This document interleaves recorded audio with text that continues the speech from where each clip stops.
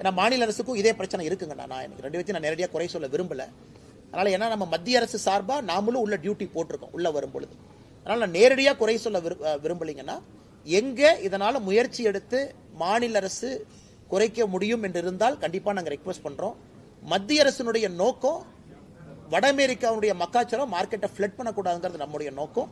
அதில் ஏற்கனவே போன ஆண்டு ஹெல்ப் பண்ணோம். இந்த ஆண்டு தேவைன்னா மத்திய அரசு கவனத்துக்கு எடுத்துட்டு போய் உதவி பண்றோம். ஆனால் திருமாவளவன் அதே மீட்டிங்ல என்ன சொல்லியிருக்காருன்னா, மாநில சுயாட்சிக்கு, மொழிக்கு, அரசியலமைப்புக்கு எதுக்குமே பாதுகாப்பு இல்லைன்னு சொல்லி பதிவு பண்ணியிருக்காரு. திருமாவளவன் ஸ்கூலுக்கு மட்டும் பாதுகாப்பு இருக்கு. நாங்கள் வந்து திருமாவளவன் ஸ்கூல் நடத்துறாரு, சிபிஎஸ்சி நடத்துறாருன்னு நைட்டோட நைட்டாங்கன்னா ஆளை மாத்துறாரு.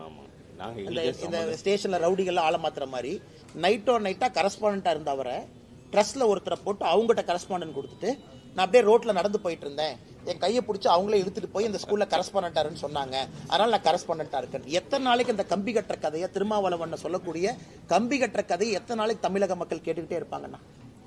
இவர் வந்து மொழிக் கொள்கைக்கு ஆதரவு அப்படின்னு சொன்னாங்கன்னா எதுக்கு இவர் சிபிஎஸ்இ ஸ்கூல் நடத்துறாரு? அப்புறம் அடுத்தது சொல்றாரு சிபிஎஸ்இ ஸ்கூலே ஆரம்பிக்கல, சும்மா தான் என் பேரை போட்டாங்க. பத்திரிகை நண்பர்கள் காட்டுறீங்கன்னு போட்டோ பாருங்கன்னு, நீங்களே போய் ரிப்பன்லாம் கட் பண்ணி குழந்தைங்களா இருக்காங்க. இல்லப்பா அது 10 குழந்தைங்க தான் இருந்தாங்க, ஃபுல்லா ஸ்கூல் ஆரம்பிக்கல.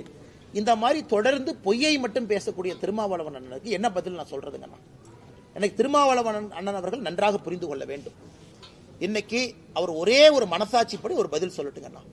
தமிழகத்தில் கடந்த 10 ஆண்டு காலமாக தாய்மொழி தமிழ் மொழிக்கு உலக அளவில் மோடி அவர்கள் அங்கீகாரம் தேடி கொடுக்கலையா அப்படிங்கிற பதில் அவர் சொல்லட்டும். அவர் சொல்லட்டும். பாராளுமன்றத்தில் எங்கேயாச்சும் நாம தமிழ் மொழிக்கு அவமரியாதை செய்திருக்கின்றோமா சொல்லட்டும். கலாச்சாரத்துக்கு அவமரியாதை செய்திருக்கின்றோமா சொல்லட்டும். எதுவுமே இல்லாம அரசியல் காரணத்திற்காக அண்ணன் பேசுறாருன்னா எப்படி பதில் சொல்றதுங்க?